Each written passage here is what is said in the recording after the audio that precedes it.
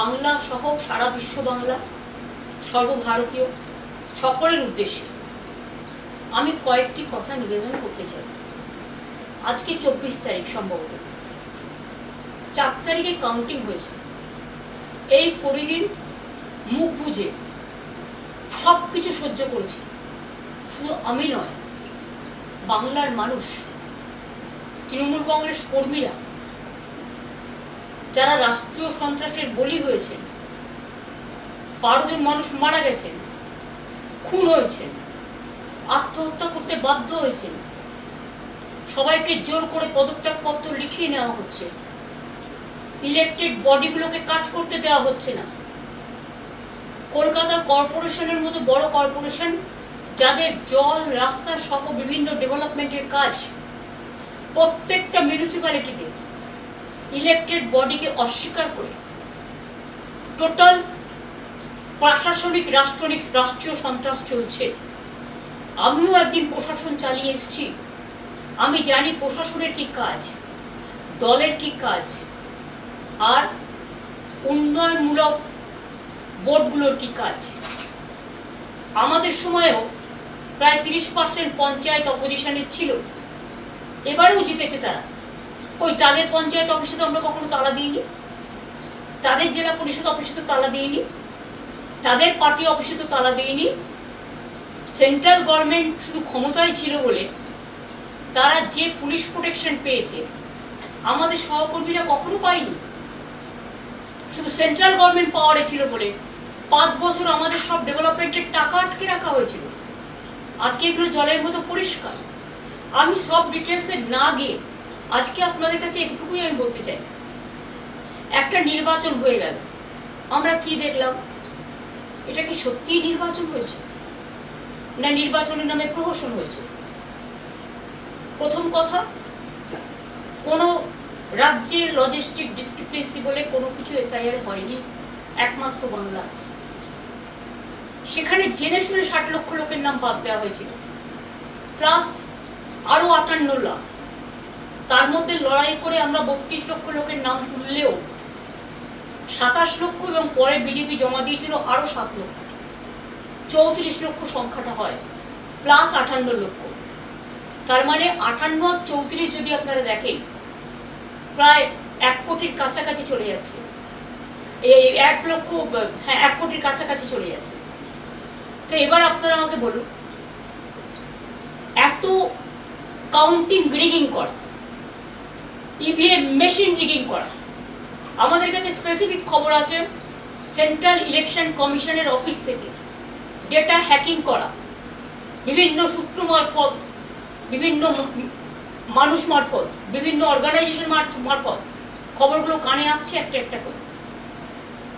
বিজেপির লোকেরা সিআরপিএফ এর ড্রেস পরে ঢুকে গেছে কাউন্টিং সেন্টারে, পরিকল্পিতভাবে মিডিয়াকে দিয়ে। 1 রাউন্ডও গোনা হয়নি, তখন থেকেই 200 সিটে বিজেপি জিতছে বলে রটিয়ে দেওয়া। কারণ আপনারা সবাই জানেন, আমি একটা সিদ্ধান্ত নিয়েছি। আমি দুঃখিত, আমি সব সংবাদ মাধ্যম খারাপ, একথা নিশ্চয়ই বলবো না, কিন্তু এখানে ব্যতিক্রমীও কেউ নেই, মানুষ শুধু ব্যতিক্রমী।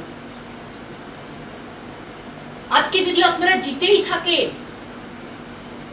জোর করে, লুট করে, ভোট লুট করে, মানুষের নাম বাদ দিয়ে, এবং বেলা 11টার পর থেকে কাউন্টিং সেন্টারে কাউকে কাউন্টিং এ এজেন্ট ঢুকতে দেননি, আপনারা এজেন্টের আইডি কার্ড কেড়ে নিয়েছেন। আমার কেন্দ্রে আমি যখন খবর পেয়ে গেছি, আপনারা আমাকে যে রাউন্ডগুলোতে আমি এগিয়েছিলাম 13,000 ভোটে, আপনারা, আমি দেখেছি যিনি এখন গদিতে বসেছেন, তার নাম করতে আমার ভালো লাগে না, তাকে আমরা অনেকদিন ধরে চিনি। তিনি নিজে বসে লুট করছিলেন, ডেটা সেন্টারে বসে আমি নিজে দেখে এসেছি। আমাকে ঘাড় ধাক্কা দিতে দিতে তাড়িয়ে দেওয়া হয়েছে, হলের বাইরে বের করে দেওয়া হয়েছে। সিআরপিএফ আর বিজেপির কর্মীরাও আমি শুনেছি পুলিশের ড্রেস পরে, সিআরপিএফ এর ড্রেস পরে ভেতরে বসেছিল। আর যারা ডেটা সেন্টারে বসেছিল তারা কিন্তু সবটাই বিজেপির আইটি সেন্টারের লোক ছিল বলে আমি শুনেছি। আমি সহ, আমার চিফ ইলেকশন এজেন্ট সহ, আরো 4টে দল সহ অন্যান্য পার্টির এজেন্টদের সবাইকে বের করে দেওয়া হয়েছিল। তারপরে রেজাল্টটা ডিক্লেয়ার করেছে জেতার জায়গায় হারা, হারার জায়গায় জেতা। এই পাশাটাই উল্টেছে প্রায় 150 সিটে, এবং সেটা না হলে আমরা 220 থেকে 230টা সিট পেতাম। মানুষের জন্য দোষী নয়, মানুষের জন্য দায়ী নয়। আর যদি সত্যি আপনারা জিতে থাকতেন, তাহলে মানুষের মধ্যে আনন্দ কেন নেই? মানুষের মধ্যে স্বতঃস্ফূর্ততা কেন নেই? কেন বাংলা আজকে লুম্পেনদের হাতে ছেড়ে দিয়েছে, যারা মাথায় ফেট্টি পড়ে আর মোটর বাইক নিয়ে লুট করছে মানুষের ঘর, পার্টি অফিস লুট করছে, বাড়ি লুট করছে, মা বোনদের আত্মসম্মান লুট করছে। মহিলা ধর্ষিত হবার পরেও ভগবানপুরে মুখ খুলে বলতে পারিনি, মন খুলে, যে আমি ধর্ষিতা হয়েছি। কারণ সেখানে বিজেপি কাকে নামিয়েছে? রাষ্ট্রীয় সন্ত্রাসের নামে যে ফৌজ, যারা মানুষকে, ফৌজ মানে প্রশাসন, রাজ্য প্রশাসন, যারা মানুষকে নিরাপত্তা দেবেন, আজকে রক্ষক হয়ে গেছে ভক্ষক। আমিও এতদিন প্রশাসন চালিয়ে এসেছি, আমি কোনোদিন প্রশাসনে যারা পুলিশের উর্দি পড়ে অনেক কাজ করে তাদের প্রতি আমার শ্রদ্ধা আছে। আমার সাথেও তো তারা কাজ করেছে, আমরা কখনো এসব জিনিস করতে বলিনি, কারণ এই রাজনীতি আমরা বিশ্বাস করি না। যার জন্য 2011-তে পরিবর্তন হওয়ার পরে আমরা রবীন্দ্রসঙ্গীত বাজাতে বলেছিলাম, নজরুল সঙ্গীত বাজাতে বলেছিলাম, আর এবারে তো রবীন্দ্র জয়ন্তীটাই পালন হলো না। আমি নিজে পারমিশন চেয়েছিলাম, দেয়নি। আমরা তখন আমার নিজের বাড়িতে এখানে আমরা রবীন্দ্র জয়ন্তী পালন করেছি। আজকে এমন অবস্থা, একটা মিটিং করতে পারমিশন দেওয়া হচ্ছে না। প্রতিদিন আমাদের নির্বাচিত কাউন্সিলরদের অ্যারেস্ট করা হচ্ছে, মিউনিসিপ্যালিটি কাউন্সিলরদের অ্যারেস্ট করা হচ্ছে, মিউনিসিপ্যালিটির ঘরগুলো গুন্ডারা গিয়ে দখল করছে। 2500-এর বেশি পার্টি অফিস আমাদের লুম্পেনরা দখল করে নিয়েছে পুলিশকে সামনে রেখে। এবং আমাদের নেতারা যখন পুলিশকে ফোন করে জানাচ্ছে আমার সব লুট করে নিচ্ছে বাড়ি থেকে, আমার ক্লাব ঘর থেকে, আমার পার্টি অফিস থেকে, তখন পুলিশ বলছে ইনস্ট্রাকশন আছে। মানে যিনি এখন লুট করে, ভোট লুট করে রাজ শাসনে বসেছেন, তার তো চেয়ারে বসারই কথা নয়। তিনি কি করে বুঝবেন মানুষের দুঃখ দরদ? তৃণমূল কংগ্রেস দেখলে কয়েকটা লুম্পেন চোর চোর বলে বলে বেড়াচ্ছে। কারা এরা? এরা বাংলার লোক নয়, বহিরাগত। তারা বাংলার সংস্কৃতি জানে না। তাই ক্ষমতায় এসেই বুলডোজার চালিয়ে মানুষের বাড়ি ভেঙে দিচ্ছে, হকারদের জীবন জীবিকা কেড়ে নিচ্ছে। গরিব অসহায় মানুষ আজকে না খেতে পেয়ে রাস্তায় ভিক্ষে করে বেড়াচ্ছে। এমনকি কর্পোরেশনের নামে মেয়র জানে না, মিউনিসিপ্যালিটির চেয়ারম্যান জানে না, অফিসাররা ইনস্ট্রাকশন দিচ্ছে, তাকে ডিফেন্ড করার সুযোগ দিচ্ছেন না। যদি কেউ বেআইনি হয় তাকে জানানো উচিত যে আপনি হিয়ারিং এ আসুন, কোনটা ডিভিয়েশন হয়েছে আমাদের জানান। হিয়ারিং এ এসে যদি আপনি দেখেন ছোটখাটো ডিভিয়েশন, তাহলে সেখানে অ্যামেন্ডমেন্ট করা আছে, পেনাল্টি করতে পারে। কিন্তু সেটা না করে আপনারা কি করছেন? গায়ের জোরে মানুষ কত কষ্ট করে একটা ঘর তৈরি করে, একটা আশ্রয় তৈরি করে, সব ধর্মের ক্ষেত্রেই করছে। শুধু তিনজলা তপসিয়া নয়, হাওড়ার শিয়ালদা থেকে শুরু করে, বিধাননগর বনগাঁ থেকে শুরু করে, বর্ধমান আসানসোল থেকে শুরু করে, দুর্গাপুর কলকাতা থেকে শুরু করে, সব ভাবছেন ভেঙে উড়িয়ে দেবেন। এমনকি আমার খুব খারাপ লেগেছে যে একজন আর্টিস্টকে দিয়ে আমি করিয়েছিলাম, লোগোটা আমি এঁকেছিলাম। আপনাদের আমার উপর রাগ থাকতেই পারে, যেটা দেখে আমাদের ছোট ছোট ভাই বোনেরা, স্পোর্টস লাভাররা গিয়ে সেলফি তুলত। এবং ফিফা যে আন্ডার-17 খেলা করেছিল সল্টলেক স্টেডিয়ামে, তারা সেটাকে অ্যাপ্রিসিয়েট করে গিয়েছিল। সেটাকে ভেঙে উড়িয়ে দিয়েছেন নিজেদের নামে স্ট্যাচু করবেন বলে। নিজেদের নামে সারা কলকাতায় স্ট্যাচু করে বেড়ায়। আজকে আপনারা করবেন, কাল ক্ষমতায় থাকবেন না, কালকে অন্য যারা আসবে একই পথ তারা অনুসরণ করবে।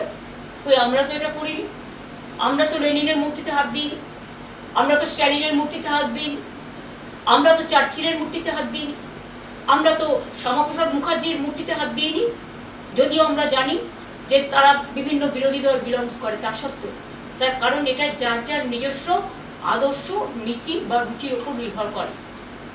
তো আজকে আপনারা যে রাষ্ট্রীয় সন্ত্রাস করছেন, যদি চেয়ার বলে আমি ২৫০০ লোককে জেলে পুরব, আর তৃণমূল কংগ্রেস কর্মীদের জন্য আলাদা জেল তৈরি হয়েছে, আমি তো মনে করি তার প্রথমে জেলে যাওয়া উচিত। সারদা থেকে নারদা কোথায় নেই তিনি? আজকে যারা অর্ডার দিচ্ছে তারাই তো আউট অফ অর্ডার। লাইনটাকে বেলাইন করে দিয়ে কোনো আইনের তোয়াক্কা না মেনে, মানুষকে আত্মরক্ষার সুযোগ না দিয়ে বিরোধী দলকে আপনি সমূলে উৎক্ষেপণ করবে, উচ্ছেদ করবে। উচ্ছেদ করাটাই আপনাদের লক্ষ্য। আপনারা গড়তে পারেন না, আমরা গড়ে এসছি, আপনারা ভাঙছেন। এমনকি বিশ্ব বাংলার মতো ব্র্যান্ডকেও পর্যন্ত অনেক দোকান আপনাদের লুম্পেনরা ভেঙেছে। কাল বিধাননগর থেকে আমি শুনেছি সুফল বাংলা গরিব মানুষ সহজে অল্প সস্তায় খাবার পেত, সেটাকেও তুলে নেওয়া হয়েছে। অনেক কিছু বন্ধ করে দিয়েছে। মে মাসে তো কেউ লক্ষ্মীর ভান্ডার পায়নি। মে জুন মিলিয়ে ২ মাস ৩ মাস দেবে, তারপর অন্ধকারেই থেকে যাবে। মনে রাখবেন, বাজেটে বলা হয়েছিল ১ এপ্রিল থেকে সরকারি কর্মচারীরা ডিএ পাবে। তো আজকে তো মে মাস হয়ে গেল। আপনারা বললেন 7th পে কমিশন আপনারা করলেন, এটা আমরা বাজেটে অ্যানাউন্স করে দিয়ে এসেছি। এর জন্য ক্যাবিনেট হয়েছে। মনে রাখবেন, বাজেট হওয়ার আগে একটা স্পেশাল ক্যাবিনেট হয় এবং ক্যাবিনেটে এগুলো ধার্য হয়েছে। একটা কথা আছে না, old wine in a new bottle, পুরনো বোতলে নতুন মদ। যদিও কথাটা শুনতে ভালো লাগে না, তো আপনারা কি করছেন? আমাদেরই পড়ে যাওয়া জিনিসগুলো অপব্যাখ্যা করছেন, নানা রকম নাম দিচ্ছেন। রেশন পাবে না, বিয়ের ভাতা পাবে না, মিড ডে মিল পাবে না, কেউ ঘর থেকে বেরোবে না। 3 বার পেট্রোল ডিজেলের দাম বাড়ালেন পরপর। এটা আপনাদের অবশ্য প্রতিবারই আপনারা করেন।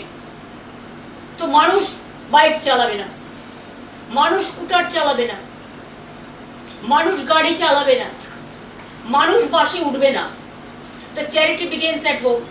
মাননীয় প্রধানমন্ত্রী স্বনির্বেদন করে আপনাকে বলছি, বাংলাটাকে জোর করে লুট করলেন তো, তা আপনি কি একটা উত্তর দেবেন? বা আপনার পার্টি, যে আপনি যে বিদেশে ঘুরে বেড়াচ্ছেন, কত জ্বালানি খরচ হচ্ছে, এবং সেখানে গিয়ে মানুষ কাঁদছে, দেশের অর্থনীতি ঝুঁকছে, আর আপনি চকলেট দিচ্ছেন।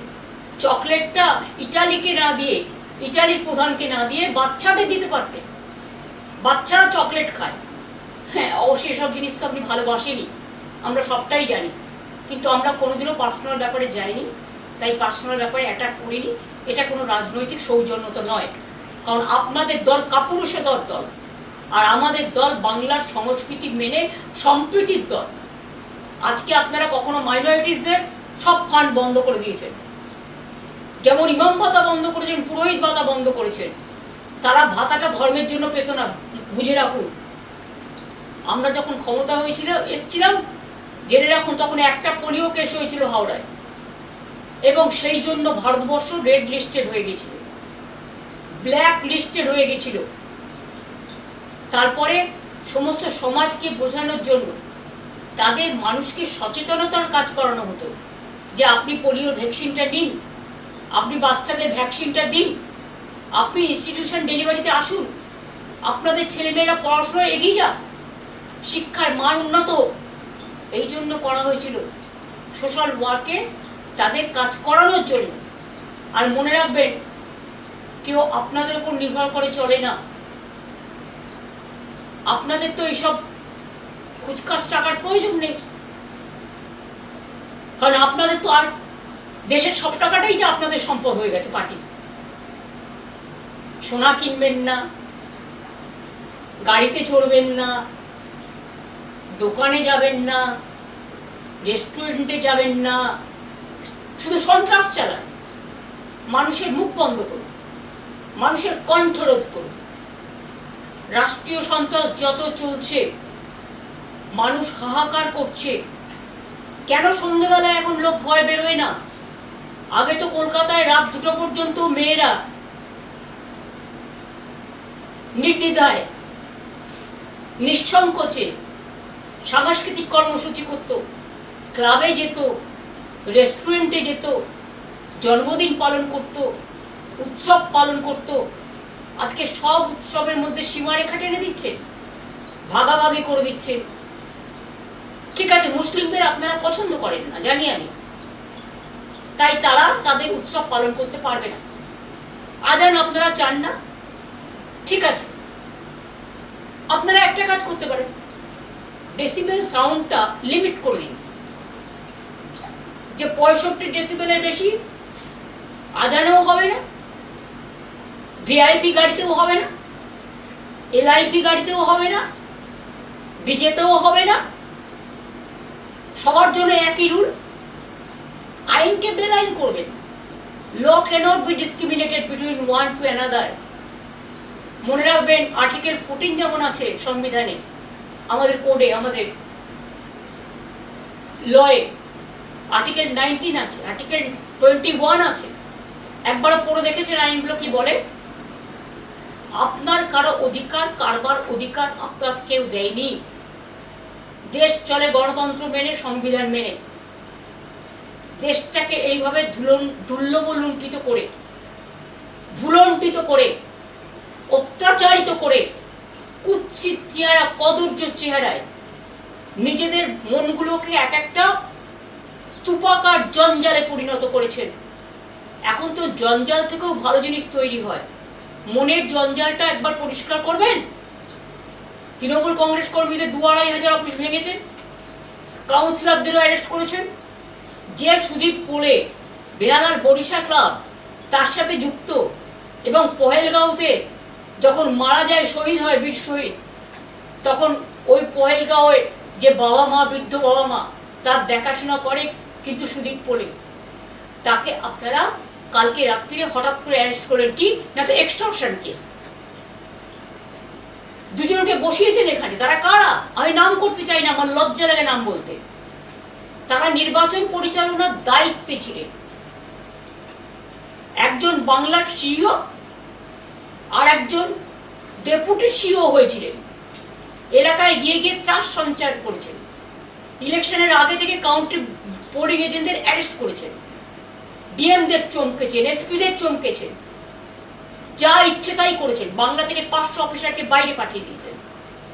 আজকে সেই অত্যাচারিত দুজন শাসক, এই শাসক দলের একজন চিফ সেক্রেটারি হয়েছেন আর একজন চিফ অ্যাডভাইজার হয়েছেন, এবং তারা বলছে ওপেনলি, এগুলো আমার সংবাদ মাধ্যমের কাছে শোনা বা যাদের অ্যারেস্ট করছে তাদের কাছে শোনা কথা কখনো কখনো বেরিয়ে আসে। গ্যাজা কেস দিন, আর্মস কেস দিন, এক্সটর্শন কেস দিন, এভিডেন্স কোথায়? আজকে 10 বছর বাদে আপনার মনে হলো 2021-এর কেসে এখন অ্যারেস্ট করতে হবে? 21-এর কেসে যারা গুলিতে মারা গিয়েছিল তারা বিচার পেয়েছে? আপনার মনে হলো যে আপনার এনআইএ এসে কিছু লোকের নামে কেস করেছিল, কারণ সেন্ট্রাল গভর্নমেন্ট আমাদের আপনাদের হাতে? একটা পটকা ফাটলে national commission on women, BJP রাজনৈতিক commission, human rights commission, NIA, CBI, ED, children commission, tribal commission, schedule caste commission, minority commission, রোজ কমিশনের যাতায়াত ছিল বাংলায়। আর আজ কোথায় সে commission? All commissions are missing. Where is their identity? Where they are hiding? Why they are hiding? When Bengal, the atrocious is going on just like sky high. All the torture has become now atrocious, terrible. You have captured the vote. You have looted the vote. आपने vote लूट किया है। इसका बाद आपका शर्म नहीं लगता है कि आप हमारा 2-2,500 पार्टी वर्कर को आपने अरेस्ट किया? आपने हमारा 2-2,500 पार्टी ऑफिस को लूट किया। आपने हॉकर लोगों को जीवन जिंदगी खत्म कर दिया। आपने कितना लोगों को घर तोड़ दिया। आपने बुलडोजर लेकर वर्कर को अलाउ किया रास्ते में काम करने के लिए। और एक जगह सेंट्रल फोर्स, अभी बीजेपी पावर में है इसी के लिए, और साथ में स्टेट पुलिस फोर्स जो अपने चुन के ले आया बीजेपी से। साथ में बीजेपी का जो लोग है वो भी पुलिस का ड्रेस करके निकालता है। मेरे को पहले पता नहीं था, चुनाव का टाइम में भी ऐसा ही किया। आपने काउंटिंग एजेंट को घुसने नहीं दिया, हम लोगों को घुसने नहीं दिया। जब पहले फर्स्ट राउंड भी काउंटिंग नहीं खत्म हुआ तो आपने मीडिया, गोदी मीडिया को प्लान करके बताया कि 200 सीट के ऊपर बीजेपी जीत रहा है, और 39 ट्रेन में अब बाहर का आदमी को भेज दिया कि काउंटिंग लूट करने के लिए। और काउंटिंग में हमारा even in my personal constituency कैसे जीता आपने, वो तो हम कोर्ट केस में करेंगे। आपका अगर गट्स है तो फोरेंसिक रिपोर्ट करिए। ईवीएम मशीन हम लोग चाहते हैं पूरा हमको मिलना चाहिए। ईवीएम मशीन का रिपोर्ट, पूरा वोट 92% 93% होने के बाद बैटर रिचार्ज कैसे 92% होता है? Mister Dhiren Kumar, may I ask you the question? Only you are the expert। अब बहुत बड़ा टाइगर हो गया बीजेपी को जिताने के लिए। लेकिन एक दिन सोचिए, कोई तो ऊपर वाला होता है ना, सब देख रहा है। आज बंगाल को लूट किया, आज आपको इसके लिए दिल्ली चला जाएगा कि हम लोग वीक नहीं है। आज हम लोगों को अत्याचार चल रहा है, हमारा वर्कर को हर रोज अरेस्ट कर रहा है, हमारा इलेक्टेड बॉडी को फंक्शन नहीं करने दे रहा है। अगर आप सच से जीतता, हिम्मत से जीतता, तो आप इतना अत्याचार नहीं करते, आप इतना जुलूम नहीं करते, आप जनता के लिए काम करते। लेकिन आप काम नहीं कर रहा है, आप जनता का साथ दुश्मनी कर रहा है। और इसी के लिए हम लोग इंडियन अलायंस एक साथ में हम फर्स्ट वीक ऑफ जून में बैठने का कोशिश करेंगे, सबको साथ बातचीत करके। और जो अदर जो लाइक माइंडेड पार्टी है, और हम लोग प्रोग्राम भी करेंगे। अगर जरूरत पड़े तो आपको मुखोश छीनने के लिए wherever we have to go, we are ready to go. Please see that we are not going to bow down our head. You can arrest my 2,500 people.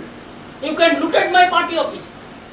आपने हमारा घर का सामने भी जुलूम किया, सब सिक्योरिटी सबका विड्रॉ कर लिया।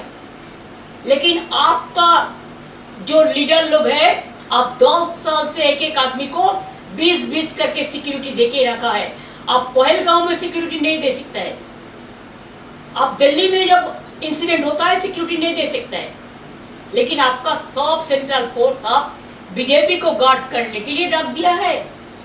देश का इकोनॉमी आज कहाँ गया है? आज सबको एडवाइस दे रहा है। पहले एडवाइस तो खुद लीजिए। चोर की माई जोर से बोले, mother of thieves shouts most. Everywhere you are accusing us, abusing us without the evidence। कितना जेल बनाओगे आप? बनाओ, हम देखने चाहता है देश भर कितना जेल है। आप जितना अत्याचार बंगाल में करेंगे, इतना आपको नुकसान दिल्ली में होगा। कि अभी आप बंगाल से फ्री हो गया, आपने मेरे को वोट लूट लिया जबरदस्ती। You are always anti-women. You are always anti-young generation. You are always anti-farmers. You are always anti-minorities. Minorities means not only Muslims, Christians, Sikh, Buddhist, Hindi, Parsi, all. Do you think it is proper? Please remember, जितना आदमी को आप police देके संतरास करो, इतना नेता आपको रहना, आप ऐसे नेता बनाया जो नेता का काम ही है अत्याचार करना, भ्रष्टाचार करना। तो इसी के लिए हम लोग तैयार है। आपको जिम्मेदारी है देश संभालना, शांति रक्षा करना। अगर ये आप नहीं कर सकते हैं तो जनता तो रास्ता में उतरेगा ही। आप परमिशन नहीं देंगे, रास्ते में बैठने के लिए कोई परमिशन चाहिए? अब मीटिंग करने के लिए परमिशन नहीं देता है, रविंद्र जयंती पालन करने के लिए परमिशन नहीं देता है। सेंट्रल हॉल में जो दिन रविंद्र जयंती था आपका कोई नहीं गया पार्टी से, खाली हमारा पार्टी से सागरिका घोष गया था, सब मेरे को पता है। तो इसी के लिए please remember we will bounce back and you can get the defeating reply, please be ready for that. आप तैयार रहिए। আর বাংলার মানুষকে আমি হাত জোর করে বলবো প্লিজ ভয় পাবেন না। কিছু মানুষ আসে তাদের রং বদলায় বহুরূপীর মতো, যারা বেনো জলে ভেসে আসে তাদের বেনো জলে ভেসে যেতে দিন, এতে তৃণমূল কংগ্রেসের কিচ্ছু যায় আসে না। এরা গেলে বরঞ্চ দলের ভালো হবে। এদের টার্গেট করে বিজেপি ঢুকিয়েছিল, টার্গেট করে আবার তারা আসল জায়গায় ফিরে গেছে। এবার বিজেপি বুঝে নিন লুম্পেনদের দিয়ে রাজ্য চালাবেন, রাষ্ট্র চালাবেন, না মানুষ যারা মানুষকে বোঝে মানবিকতা দিয়ে রাষ্ট্র চালাবেন। এটা মানুষের কাছে আমি বললাম এই কারণে যে আজকে মিশনারিজদেরও মনে রাখবেন তাদের ফান্ডও বন্ধ করে দেওয়া হয়েছে, মুসলিমদের ভাতাও যেমন বন্ধ করে দেওয়া হয়েছে, পুরোহিতদের ভাতাও কিন্তু বন্ধ করে দেওয়া হয়েছে। All are in travel except BJP. তারা শুধু ভাবে ক্ষমতা দখল করাটাই তাদের কাজ। ভারতবর্ষ তো সবটাই দখল করেছে, তাও কেন দেশটাকে বলছো যে সোনা কিনবেন না, বিয়েতে সোনা পরবেন না, গাড়ি চড়বেন না। তো আপনাদের নেতারা কত গাড়ি চড়ছে তার একটা হিসেব দেবেন। আমার এইটুকু বক্তব্য আজকে আপনাদের কাছে আমি জানালাম। বাদ বাকি আমি টাইম টু টাইম এই বুলডোজার রাজনীতি, হকারদের উচ্ছেদ করার রাজনীতি পুনর্বাসন না দিয়ে, আমরা কালীঘাট স্কাইওয়াক যখন করেছিলাম হকারদের জন্য আমি আলাদা হকার মার্কেট করে দিয়েছিলাম এবং পরে এসি মার্কেট করে দিয়েছি হকারদের। দক্ষিণেশ্বরে যখন আমি স্কাইওয়াক করেছিলাম দক্ষিণেশ্বর মন্দিরে, তখনও কিন্তু হকারদের আমরা পুনর্বাসন দিয়ে করেছিলাম। কল্যাণী এক্সপ্রেস সেতু যখন করি 43টা বাড়ি ছিল রাস্তার উপরে, ঠিক 43টা বাড়ি যেমন বাড়ি ছিল সেই রকম বাড়ি আমরা তৈরি করে দিয়েছিলাম। পুনর্বাসন ছাড়া কোনো মানুষকে আমরা উচ্ছেদ করতে দিই না। আর আপনারা আজকে গায়ের জোরে সব লুট করছেন, সব ভেঙে তছনছ করছেন, সব উধাও করে দিচ্ছেন, সরকারের লোগো পর্যন্ত উধাও করে দিচ্ছেন। আপনারা কিভাবে চিরকাল আপনারা থাকবেন? দিল্লিতে ক্ষমতায় আছেন বলে ওদিকে একটা এদিকে একটা, দুটো এক হয়ে প্রোটেকশন পাচ্ছেন। আগামীকাল দিল্লিটা যখন যাবে না তখন বুঝবেন আপনারা টলমল করবেন এবং সেদিনের জন্য আমরা অপেক্ষা করব। আমি গদি মিডিয়াকে বিশ্বাস করি না, কারণ গদি মিডিয়া এখন হনিমুন পিরিয়ডের মধ্যে ব্যস্ত আছেন এবং গদি মিডিয়া টোটাল বিজেপি যা বলে তাই শোনে। বিরোধীরা যদি কিছু বলে সেটাকে অপব্যাখ্যা করা হয়। 29 জনে বিরোধী দল হয়, রেকগনিশন পায় 294-এর মধ্যে। পার্থদা 29 জন পেয়েছিল বলে পার্থদাকে সে সময় দেওয়া হয়নি, তারপরে একজন জিতে গেল, 30 জন পেল, তখন পেয়ে গেল। আজকে 79 জন আমাদের জেতার পরেও বিরোধী দলের নেতাকে, মাননীয় এক্স স্পিকারকে তাদের বসতে হচ্ছে বারান্দায়, আর আপনারা গাড়ি চড়ে সুখনিদ্রা দিচ্ছেন। লজ্জা করে না? সবটাই তো নকল, সবটাই তো টুকলি। এইভাবে কোনো রাজ্য চলতে পারে না। কাজে এই লড়াইয়ে অনেকেই ভয় পাচ্ছেন, অনেকে ভাবছে আমার চাকরিটা কি হবে, আমার ব্যবসাটা কি হবে, আমার কাজটা ঠিক মতো চলবে কিনা, আমার সেন্সর বোর্ড আমার সিনেমাটা ক্লিয়ার করবে কিনা, আমি প্রোগ্রাম পাবো কিনা। আসলে আজকে তো আর সলিল চৌধুরীর মতো একটা লোক নেই, সত্যজিৎ রায়ের মতো কেউ নেই। অমাত্য শোনো বেচারা প্রতিবাদ করতে করতে তার জমি, তার ঠিকানাই কেড়ে নেওয়া হয়েছিল। সুতরাং বিদ্যাসাগরও নেই, রাজা রামমোহন রায়ও নেই। প্রতিবাদ করার মনীষীদের আমাদের পাশে না থাকলেও তারা আমাদের মনে আছে, তাদের আদর্শ নিয়েই আমরা পথ চলব। রামকৃষ্ণও নেই, স্বামী বিবেকানন্দও নেই, নকল দীর্ঘধারীরা চলে এসছে। কাজেই লোক দেখানো, মন ভোলানো, ভয়ে মানুষ আতঙ্কিত, শঙ্কিত, সকালটা হয়ে গেছে বিভীষিকা, দুপুরটা হয়ে গেছে তমসাচ্ছন্ন, সন্ধ্যেটা হয়ে গেছে নিশীথ রাতের অন্ধকার, আর রাত্রিটা হয়ে গেছে সন্ধ্যেবেলাতে নামছে মধ্যরাতে মধ্য লগরের অত্যাচারের বিভীষিকা। একদিকে বিজেপির অত্যাচার, একদিকে রাষ্ট্রীয় সন্ত্রাসের নামে প্রশাসনের যারা এই কাণ্ডগুলো করে বেড়াচ্ছে তাদের কাছে আমার একটাই আবেদন থাকবে, আমি আপনাদের বিরোধী নই, আমাদের সময়ও আপনাদের আমি কাজ করিয়েছি, কিন্তু এসব কাজ আমি করি না। মনে রাখবেন আপনারা কিন্তু আইনের রক্ষক। কয়েকটা দিন কোর্টে সামার ভ্যাকেশন চলছে, কোর্ট আবার খুলবে, সামার ভ্যাকেশনেও ভ্যাকেশন বেঞ্চ থাকবে। ভাবছেন সবটাই ম্যানেজ করে চলবে? তো অপেক্ষা করুন। আপনিও যদি আইন ভঙ্গ করেন তাহলে জেনে রাখবেন আপনিও কিন্তু আইনের আওতায় পড়েন। আইন সবার জন্য এক। আর রাজনীতিতে সত্যি যদি আপনারা জিততেন, অত্যাচার করতেন না। আজকে আপনারা লুট করেছেন বলে ভয় পাচ্ছেন, লুটটা যে কোনো মুহূর্তে ফাঁস হয়ে যাবে। ফাঁস অলরেডি মানুষ জেনে গেছে, যার যা জানান, এবং সেই জন্য ভয়ে আতঙ্কিত হয়ে আপনারা চোখের সামনে অন্ধকার দেখছেন, তাই এগুলো করছেন। আমি আজকে ফেসবুক লাইভের মাধ্যমে যারা এই প্রোগ্রামটা আপনারা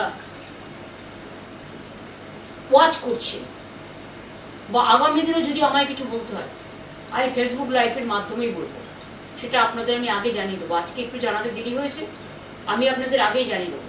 কারণ এখন কোনো মিডিয়া মানুষের মিডিয়া নয়, গদি মিডিয়া, তারা সত্যিটা মানুষের কাছে তুলে ধরবে না।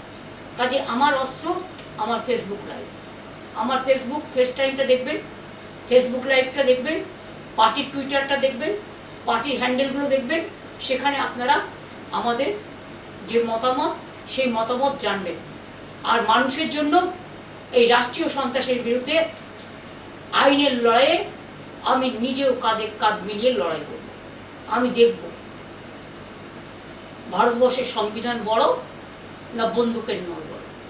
আমি এটুকু বলে আজকে আপনাদের সকলকে ধন্যবাদ এবং নমস্কার জানিয়ে আজকের মতো শেষ করছি। কিন্তু আমি আবার আসবো, আর যখন আসবো আমি আগে থেকে আপনাদের জানিয়ে দেবো। আমি কিন্তু এখন কোনো মিডিয়ায় যাচ্ছি না। নমস্কার।